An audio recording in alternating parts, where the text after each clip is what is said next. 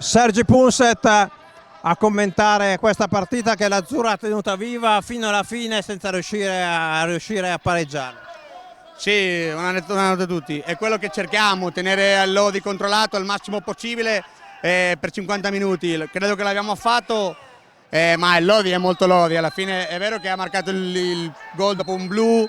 un po' diciamo a valutare e dopo una superiorità 4 contro 3, ma penso che la partita l'abbiamo avuto anche noi da tenerla contro una grandissima squadra, peccato perché credo che abbiamo meritato qualcosa in più.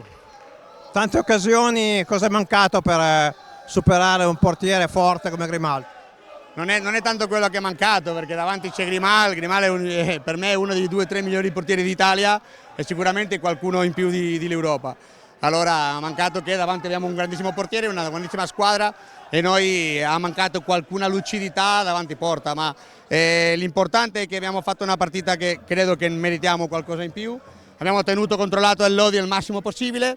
ma ha mancato qualche lucidità davanti porta e un po' più di effettività. Dobbiamo anche lavorare su queste cose perché prossima settimana arriva il Giovinazzo con Belludo in porta che è un altro grandissimo portiere, ma io sono contento di quello che abbiamo fatto oggi.